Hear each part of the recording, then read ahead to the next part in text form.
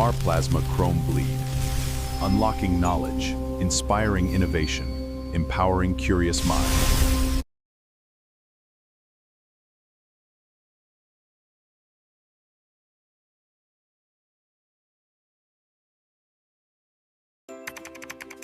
This website makes learning so easy.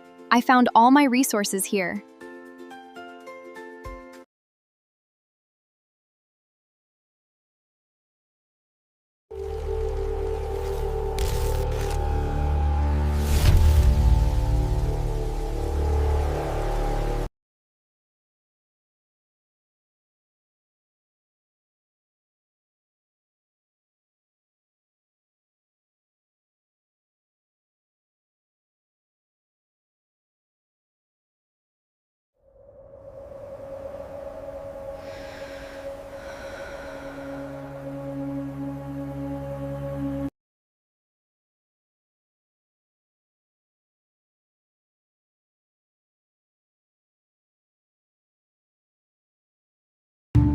Like what you share.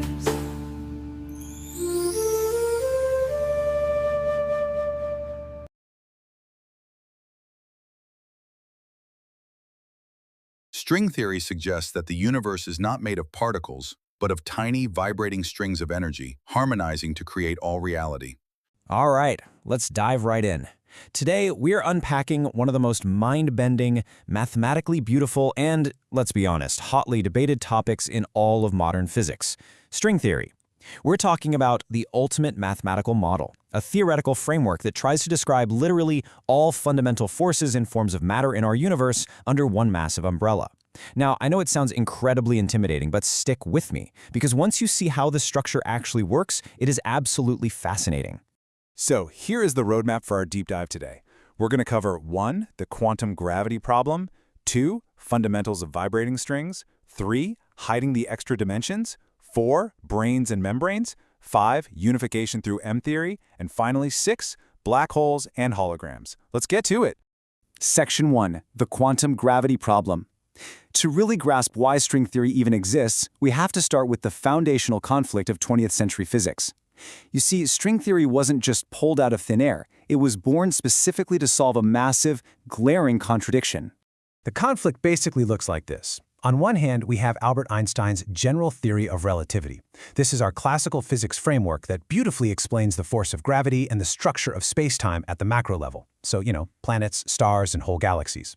But on the other hand, we have quantum mechanics. And this is a completely different mathematical formulation that uses probability principles to describe physical phenomena at the micro level, down there with the elementary particles and atoms. Now, both frameworks are incredibly successful at explaining their own domains, but right now, they are totally incompatible with one another. So that brings us to the billion-dollar question. How do we unite them? Because when you try to apply the usual rules of quantum theory to the force of gravity, the math just completely falls apart. We desperately need a quantum theory of gravity. It is the absolute holy grail of fundamental physics, and it really sets the stakes for why physicists started hunting for a radical new model in the first place. Moving on to Section 2, Fundamentals of Vibrating Strings. Let's look at how string theory proposes a radical solution to this impossible puzzle, starting by completely changing how we view the actual building blocks of reality. For decades, quantum field theory used perturbation theory, mapping out interactions with Feynman diagrams, conceptually thinking of these as one-dimensional paths of point-like particles colliding.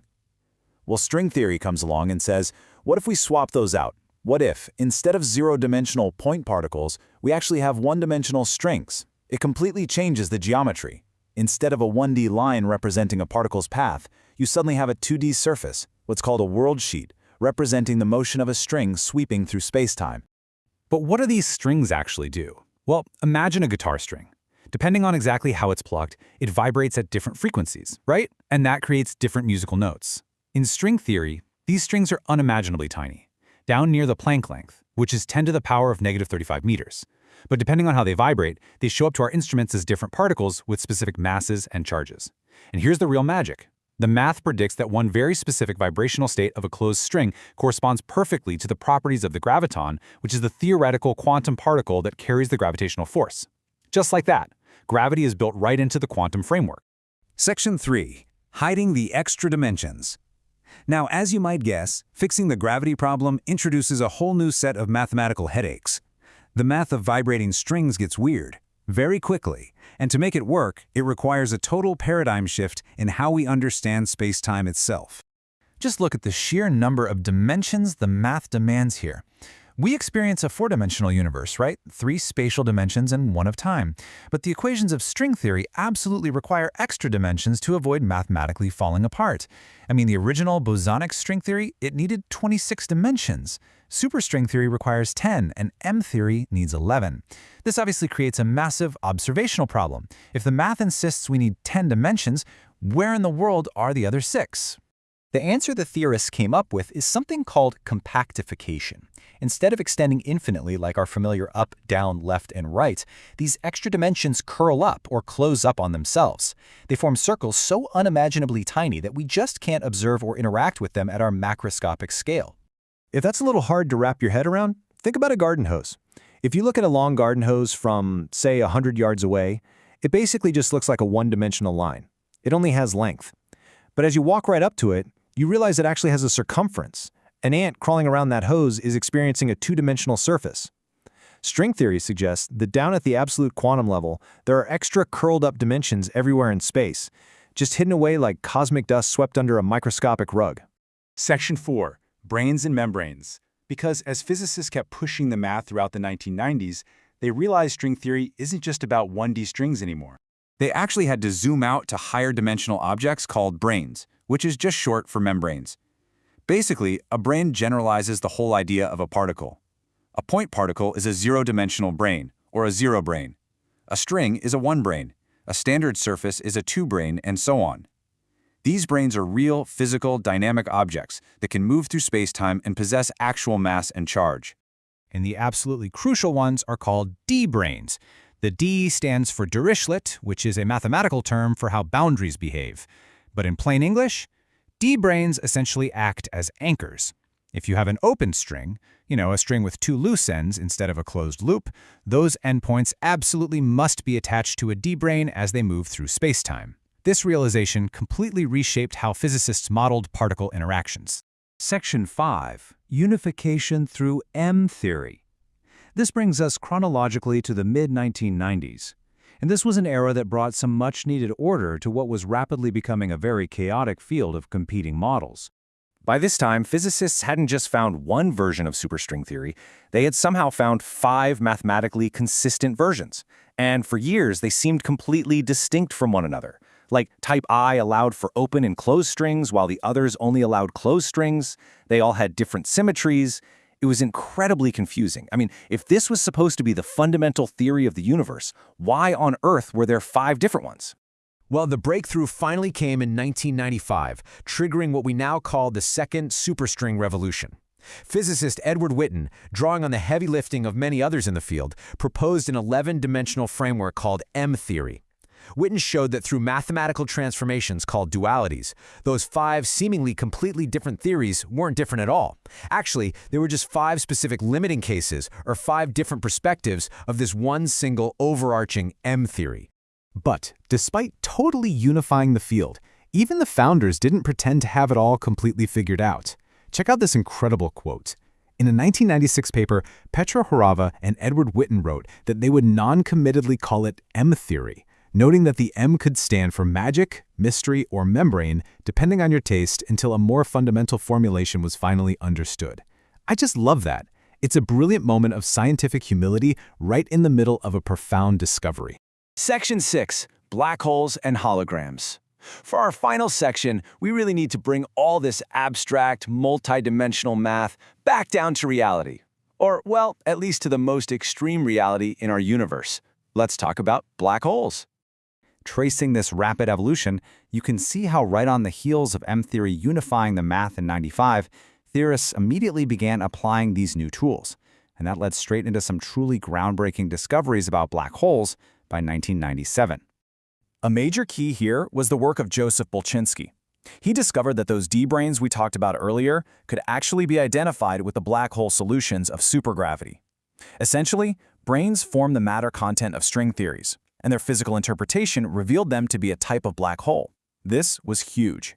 It allowed theorists, using the holographic principle, to do something incredible. They could actually calculate the entropy and degrees of freedom, basically the hidden quantum information of a black hole, using string theory.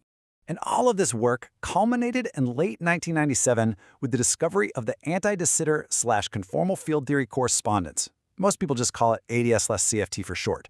This is arguably one of the biggest physics breakthroughs of the last few decades.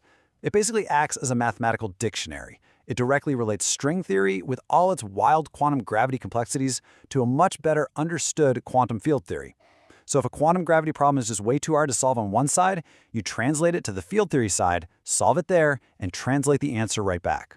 And this brilliantly illustrates why all of this matters so much today. Even if we haven't officially proven string theory as the ultimate theory of everything that precisely maps out our universe's exact particle spectrum, the mathematical toolkit it generated is highly active right now. Physicists are actively using ADS/CFT and string math to solve major real-world physics problems in early universe cosmology, complex nuclear physics, and even the bizarre behaviors of condensed matter physics. Which leaves us with this ultimate question to end on. Because string theory attempts to unify literally everything, all forces, all matter, all gravity, into one elegant framework, it really is the most robust candidate we've ever had for a theory of everything. But the exact details, like how much freedom the theory allows in our specific universe, or whether these 11 dimensions truly reflect our physical reality, that remains unproven. So, is it the fundamental truth of reality, or just an incredibly useful, beautiful mathematical mirage? That remains one of science's greatest unsolved mysteries. Thanks for joining me for this deep dive. Keep asking questions, and I'll catch you in the next one. String theory suggests that the universe is not made of particles, but of tiny, vibrating strings of energy, harmonizing to create all reality. Like what you shared.